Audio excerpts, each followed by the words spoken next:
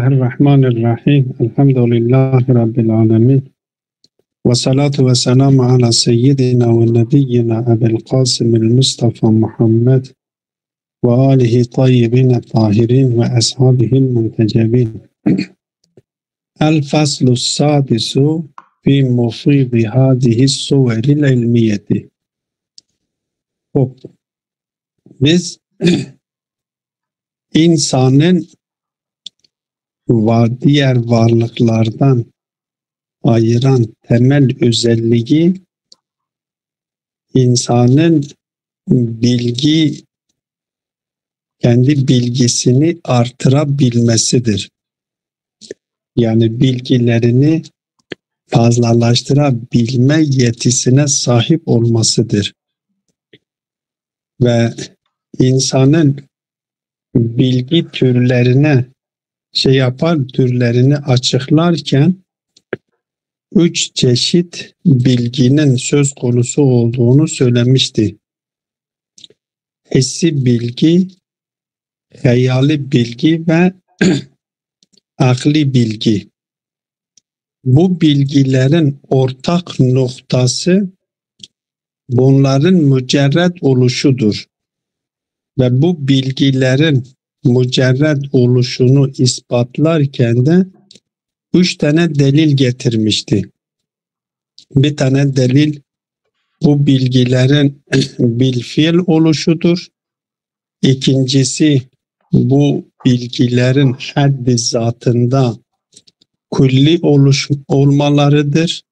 Yani ister biz akli bilgiyi dikkate alalım, ister hayali bilgiyi, ister hissi bilgiyi. His merhalesindeki bilgi de, hayal merhalesindeki bilgi de, akıl merhalesindeki bilgi de küllidir. Haddi zatında bunların hepsi küllidir çünkü külli özelliğini taşıyor. Külliyi tarif ederken bir bireyden fazla bireyleri kapsama kabiliyetini taşıyorsa bu küllidir. Ve bilgi türünün zatında bu kabiliyet vardır. İster sureti külli olsun, ister sureti cüzi olsun, yani hissi olsun, ister hayali olsun. Bu kabiliyet kendisinde vardır. Burada temel bir soru söz konusudur. Bu bilgilerin faili ne? Bu bilgileri insanda oluşturan temel kaynak, temel fail nedir?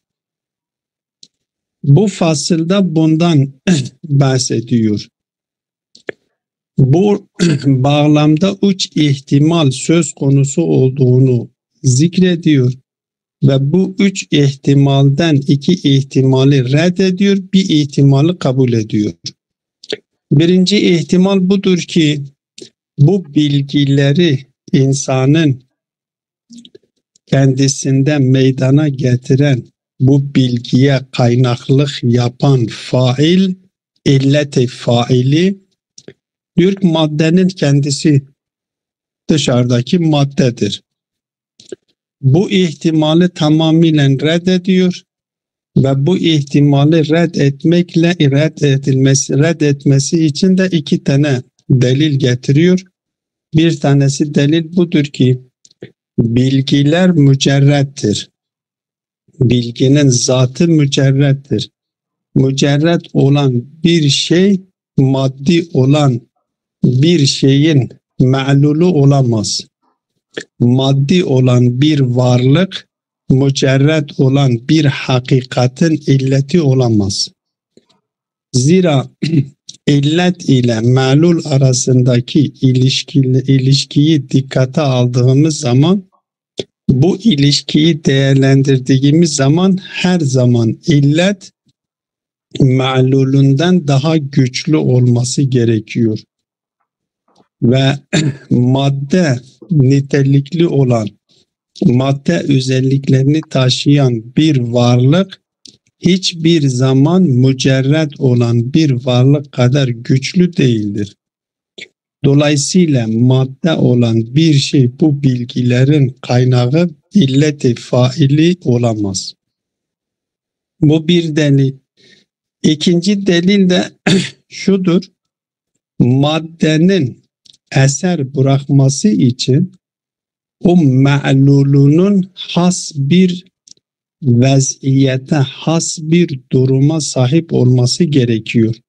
Yani bir mekanda olması gerekiyor. Farz edelim ateş suyu ısıtmak istiyorsa, suda etki bırakmak istiyorsa, o zaman o su ile ateş arasında belli bir mesafe olması gerekiyor.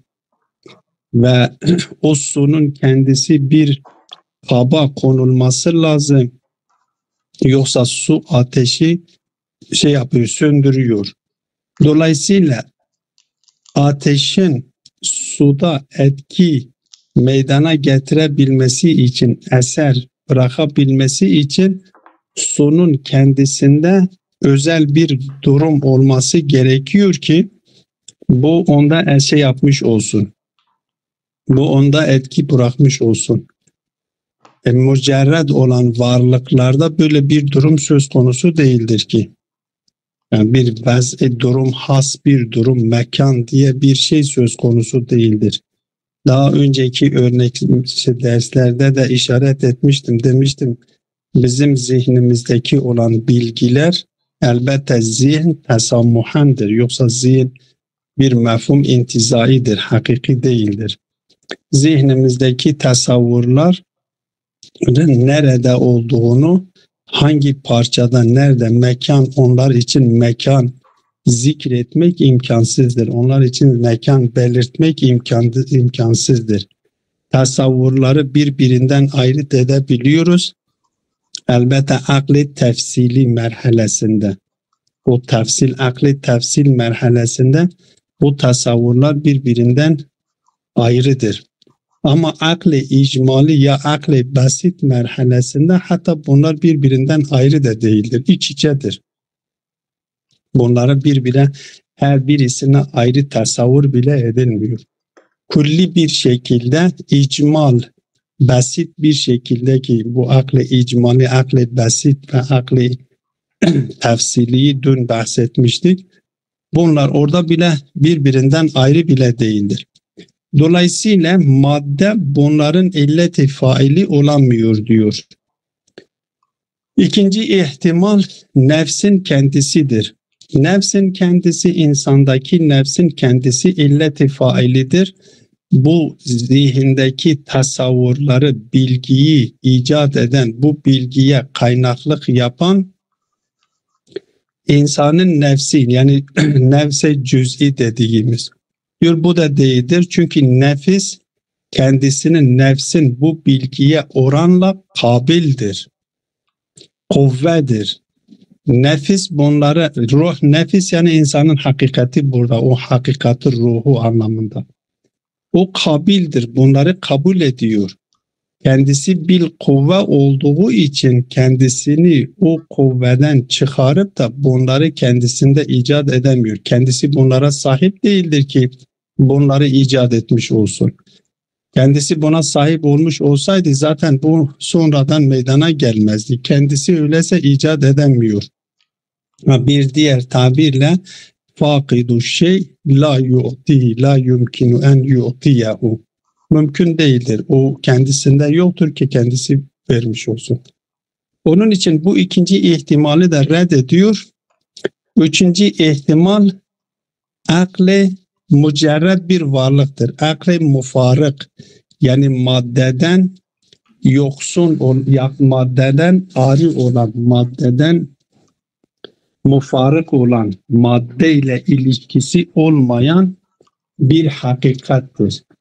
Bu hakikati de iki merhalede değerlendiriyor. O akıl, tasavvurat-ı kulli dediğimiz tasavvurları akli kulli, akli faal yaratıyor ve icat ediyor. Ve hayal merhalesinde, çünkü hayal merhalesindeki bilgiler her ne kadar külli de olsa dahi kendisileri biraz akli merhaledekinden daha düşüktür. Ve akıl merhalesindekiler mutlak anlamda mücerrettir. Şekil maddenin eserlerinden de yoksundurlar. Yani ne madde vardır ne maddenin eserleri vardır. Ama hayal merhalesindeki ve his merhalesinde olanlar maddenin kendisinden yoksundur. Ama maddenin eserlerinden şekildir, miktardır, vezdir. Bunlardan yoksun değildir. Dolayısıyla akıl merhalesindeki suretlerin illet-i faili akli faaldır. Akli bil mustafat da deniliyor. Akli bil mustafattır. Akli mufarıktır. Ve hayal merhalesindeki suretlerin illet-i faili his merhalesindeki illet-i failinin misal alemindeki akıllerdir. Misal merhalesindedir. Dolayısıyla şöyle bir durum söz konusudur. Bu alemde var olan hakikatlerin hepsinin sureti ya okul alemindedir ve o okul aleminden insanın ruhunda icat ediyor. Tabi bu istidat meydana geldiği zaman ruhta, insanın nefsinde, insanın hakikatinde bu istidat, bu potansiyel meydana geldiği zaman o akıl alemindeki okul o suretleri burada icat ediyor. Ve misal alemindekiler de hayal aleminde bu izlemine oluştuğu zaman, bu istidat meydana geldiği zaman burada icat ediyor. Dolayısıyla buradaki bu fasılda üzerinde durduğu nokta budur. Diyor ki el-faslu sadisu fi mufidi hadihi suveril ilmiye. Bu ilmi suretlerin illeti faili kimdir, nedir? Mufiz ifade eden kimdir? Diyor ki akli mufarıktır. Bunu burada ispatlamaya çalışıyor. Emme suverul akliyetul kulliyetu. O akli olan, akli ve kulli olan suretler ve inne mufidaha aklun mufarikun lil maddeti. Ben orada el muhricu lil insani meselen minel kuvveti ilel fiili, onu parantez içine yapıyoruz, parantez içine alıyoruz. Ve inne mufidaha, bu akli ve kulli olan suretlerin illeti faili kimdir? Akli mufarikun lil maddeti. Aynı zamanda daha önceki derslerde bu kuvvetleri madde alemindeki kuvvet nitelikli olan hakikatleri fiiliyete geçiren fail nedir? Orada da buna işaret edilmişti. Mesela farz edelim, nutfe insan alaka olma potansiyelini taşıyor. Bu nutfeyi alakaya dönüştürecek ve alakayı mudgaya dönüştürecek ve mudgayı da mesela yapılıyor. Mesela diyelim ki izama dönüştürecek illet-i faili nedir? Orada da işaret etmiştik. O da akli mufarıktır. Onun için burada diyor ki ve inne mufidaha el muhricu lil insani. Mesela elbette insan burada örnektir. Madde aleminde kuvvet nitelikli olan varlıkların tamamı kuvveden fiile dönüştüren şey nedir? Diyor ki el muhricu lil insani meselen minel kuvveti ilel fiili. Kuvveden fiilete dönüştüren nedir? Aynı fail bu suveri ilmiyenin illeti failidir. O da nedir? Aklun mufarikun lil maddeti. Maddeden mufarık olan akıldır. İndehu cemi'u suveril akliyetil kulliyeti. Bu akli mufarıkın yanında bu suretlerin tamamı mevcuttur. Öyleyse kendisinde olan o suretleri, çünkü bu alemdeki varlıklar misal alemindedir, misal aleminden gelmiş, misal alemindekiler de okul aleminden gelmişlerdir. Bunların örnekleri hem misal aleminde vardır, tabi misal aleminde hayal şeklinde ya his şeklinde maddeden yoksundur, ama maddenin eserlerinden yoksun değildir ki önceki derslerde vücudu kısımlandırırken üç alemin var olduğunu söylemişti, ispatlamıştı. Alemi okul, alemi misal ve alemi madde. O alemleri anlatmasının hikmeti de burada budur. Bu bilgilerin de oradan geldiğini ispatlamak için, anlatmak için onlara açıklamıştı. İndehu cemi'u suveril akliyetil kulliyeti. Bütün akli suretler, külli olan suretler o akli mufarıkın yanındadır. Bir ayet-i kerime söz konusudur. Mesela Hicr suresinde in min şeyin illa indana hazainuhu ve ma nunezziluhu illa bi kaderin ma'lumin. Allah Teala buna, bu gibi şeylere bunu işaret ediyor. Yani in min şeyin, hiçbir varlık aleminde, mümkün aleminde hiçbir şey söz konusu değildir. İlla indana hazainuhu. Bu ayetin tefsirine eğer siz Allame Tabatabayi'nin müftefsirine, El-Mizan'a bakarsanız orada geniş bir şekilde bu ayeti açıklıyor. Bu dünyada var olan varlıkların tamamının örnekleri diğer alemlerde söz konusu olduğunu ispatlıyor. Bu da zaten buradan da buna işaret ediyor. Ve zalike, niçin bunun delili nedir? Diyor enneke kad arafte enne hadihi suver bima enneha ilmun. Bu suretler ilimdir. O ilim oldukları itibariyle mücerredetun anil maddeti.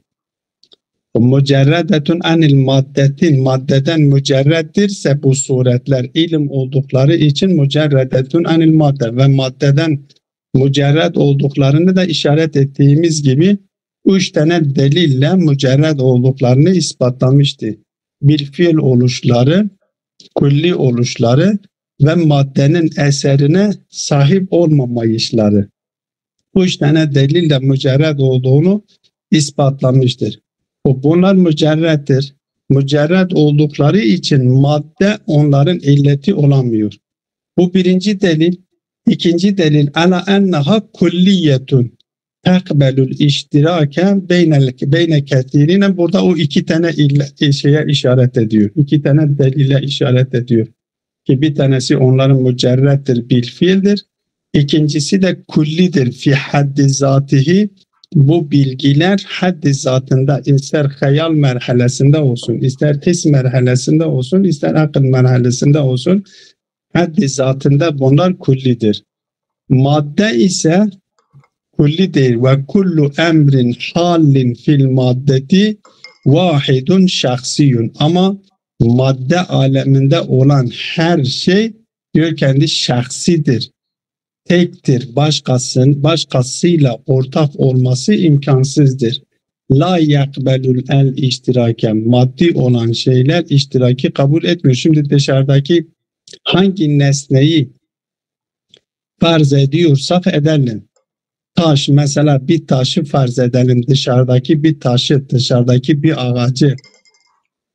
Dışarıda herhangi bir nesneyi dikkate aldığımız zaman o nesnenin varlığı ona aittir. Başka bir varlıkta, başka bir nesnede o ortak değildir. Ama zihnimizdeki olan suretler ise o külli özelliğini taşıyor. İster his merhalesinde, ister hayal merhalesinde, ister akıl merhalesinde. Onlar o külliyetini, külli özelliklerini taşıdıkları için başkalarında bir ortaklıkları söz konusudur. Dolayısıyla diyor ki dışarıdakiler bunlar iştiraki kabul etmiyor. Bu iştiraki kabul ediyor. Madde ise bu özelliğe sahip olmayan madde onları yaratamıyor, yapamıyor. Onların illeti faili olamıyor. Fesuretul akliyetu mucerredetun anil maddeti. Öyleyse akli suretler mücerreten bu iki delille mücerrettir. Mücerret olduklarından dolayı maddi olan şey onların illeti olamıyor. Fefailuha el mufidu laha emrun mücerretun anil maddeti. Li'enne emren, buradaki artık maddenin illet olamayacağını bu sefer işaret ediyor. Li'ennel emrel maddiyi daiful vücud ve la yasturu anhu ma huve akva minhu vücudan. Bunlar mücerrettir. Madde alemindeki varlıkları mücerret alemindeki varlıklardan daha zayıftır. Zayıf olan bir varlık daha güçlü olan bir varlığın illeti olamıyor. لِأَنَّ الْاَمْرَ الْمَادِيَّ ضَعِيفُ الْوُجُودِ Vücudu zayıftır. فَلَا يَسْرُ عَنْهُ مَا هُوَ أَقْوَى مِنْهُ وُجُودًا. Ala enne fi'lel maddeti meşrutun bil ved'il hasi. Bu ikinci delil. Yani maddi olan bir şeyin illet olmayacağını ikinci delili de diyor ki maddenin eser bırakabilmesi için o ma'lulun kendisi özel bir duruma sahip olması gerekiyor. Örnek ateş üzerinden, ateş su üzerinden örnek verdik. Diyor وَلَا وَذْعَ لِلْمُجَرَّدِ Mücerret aleminde böyle bir durum söz konusu değildir. وَلَيْسَ هَذَا الْمُفِيدُ الْمُجَرَّدِ Buraya kadar mücerredin o illet-i faili mücerred bir varlık olmasının gerekliliğini madde olan illet olmayacağını ortaya koydu. Şimdi nefis de o ikinci ihtimal, nefis de kendisi insandaki nefis de illeti faili olamıyor. Onun sebebini anlatıyor. Ve leyse hadal mufidul mucerredu huve nefsul akiletu li hadihi suveril mucerredil ilmiyeti. Bu insandaki nefis ki bunları taakkul etmiş, bunları tasavvur etmiş. Diyor ki o nefsin kendisi de bunların illeti faili değildir. Niçin? لِأَنَّهَا بَعْدُ بِالْقُوَّةِ بِالنِّسْبَةِ اِلَيْهَا Zira bu nefis hali hazırda daha o tasavvurları, o suret mücerred olan o suretleri tasavvur etmeden önce kuvvedir. Onlara karşı bil kuvvedir ve bil kuvve olduğu için kendisi onlara fail olmaz. Ve haytiyetul kabul dunel fiil. Bunun onlara yönelik olan ciheti nedir? Sadece onları kabul edebilir. Onları icat edemez.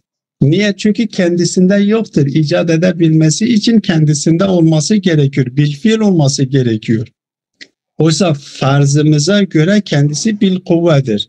Bil kuvve olan bir şey kendisinde olmayan bir şeyi kendisi kendiliğinden onu icat edemez.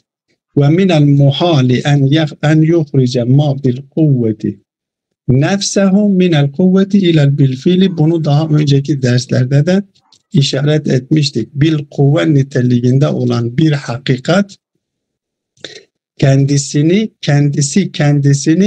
o bil kuvve niteliğinden bil fiile çıkartması muhaldir. Ve mufidu suretil akliyeti cevherun akliyun mufarikun lil maddeti. Öyleyse netice alıyoruz ki bu akli olan külli suretlerin illeti faili onu ifade eden, onu vücuda getiren cevherun akliyun mufarikun lil madde. Fihi cemi'u suveril akliyetil kulliyeti. Bütün zihinde şekillenen, insanın zihninde şekillenen bütün külli suretlerin illeti o cevher nitelikli olan aklen mufarıktır. Ala nahvi ma takaddeme minel ilmil icmaliyil akliyye. Bu suretler orada nasıl vardır? Diyor ki ilmi icmali, bu akli icmali, akli basitte açıkladığımız gibidir. Buradaki yani bütün sureti akli olan bütün suretler o akli, o cevher dediğimiz akli mufarık lil madde dediğimiz varlıkta icmal şeklinde yani basit şeklinde mevcutturlar. Tettedhidu ma'ahu en nefsul musta'iddetu li taakkuli ala kadri istidadihal khas. Bu nefis ondan nasıl bunları alıyor? Diyor ki bu nefiste meydana gelmiş bu insandaki ruh dediğimiz, hakikat dediğimiz, o mücerred hakikat dediğimiz nefis kendisinde istidat meydana geldiği oranda o akıl ile irtibata geçiyor ve o akılla irtibata ne kadar geçebiliyorsa irtibata geçebildiği kadar ondan alabiliyor. Artık buradaki insanın çabası ne kadar insan çalışırsa, ne kadar düşünürse, düşündüğü oranda o akılla kendisi irtibata geçiyor ve o akılla sanki bir muttahid oluyor ve o akıldan alabildiği kendisinde oluşturulmuş olan istidat kadar o istidat oranında o akl-i mufarıktan kendisi alıyor. فَيُفِيزُ عَلَيْهَا مَا تَسْتَعِدُّ لَهُ مِنَ السُّوَرِ الْاَقْلِيَةِ ve o akılda bu nefisten meydana gelmiş olduğu istidada göre suretleri orada icat ediyor. Ve huvel matlub. Zat-ı Bari Teala'yı da yani Zat-ı Bari Teala bu yeteneği o akla vermiştir. Yani şayet şöyle de diyebiliriz. Zat-ı Bari Teala o akıl üzerinden bunları icat ediyor. Bir nefis kendisine, bir insanın kendi nefsinde oluşturmuş olduğu istidada göre, oluşturmuş olduğu yetiye göre suretler zihninde icat ediliyor. Ve huvel matlubu. Bu bizim zaten arkasında olduğumuz, ispatlamak istediğimiz de budur. Bu o suveri külliye, akıldaki külli olan suretlere oranladır. Ve bineziril beyani sabık yetebeyyenu enne mufide suveril ilmiyetil cüz'iyeti ki hayal ve hisse işaret ediyor. Bu da cevherun mitaliyyun mufarikun. Bu da burada da bir cevherdir. O cevher bu sefer cevheri akli değildir, mithalidir. Bu da maddeden mufarıktır. İşaret ettiğimiz gibi. Yani bu cüz'i niteliğindeki olan, hayal merhalesindeki olan, his merhalesindeki olan suretlerin illeti faili misal alemindeki cevherdir. Ama akıl merhalesinde o külli daha külli olan o akıl merhalesindeki suretlerin illeti faili ise o okul alemindedir, misal aleminde değil. Fihi bu cevherin misalide de cemi'u suveril misaliyel cüz'iyye ala nahvil ilmil icmaliyye. Bunlar da bu sefer bu halette yani misali nitelikte. Biz söylemiştik o alemi tarif ederken Allame açıklamıştı, demiştik misal aleminde madde yoktur ama maddenin eseri olan şekildir, miktardır, vezdir ve benzerleri. Ama maddenin eserleri vardır. Bu suretler de misal aleminde ilmi icmali şeklinde ya akli basit şeklinde bunlar misal aleminde bunlar mevcuttur. Tettehidu ma'ahu en nefsu ala kaderi ma laha minel istidadi. Nefs bunlarla da irtibata geçiyor. Tabi nefisten meydana gelmiş olan istidada göre. Kendisinden nefisten meydana gelmiş olan istidat oranında nefis onlarla irtibata geçiyor ve oradan kendileri o nefsin alabildiklerini kendisinden meydana getirilmiş olan potansiyele göre, istidada göre onu kabul ediyor. Netice itibariyle bilgilerin özet budur ki bilgilerimiz mücerred olduğu için bu bilgilerin illet-i faili de mücerred olması gerekiyor. Ve bu bilgiler iki merhalede değerlendiriyor. Bir, akıl merhalesindeki küllidir. İki, hayal ve his merhalesindedir ki akıl merhalesindekilerin illeti okul alemindeki akıldır ve hayal merhalesinde, his merhalesindeki bu cüz'i suretlerin illeti de misal alemindeki cevherdir diyor. Ve sallallahu ala Muhammedin ve alihi tayyibine tahir.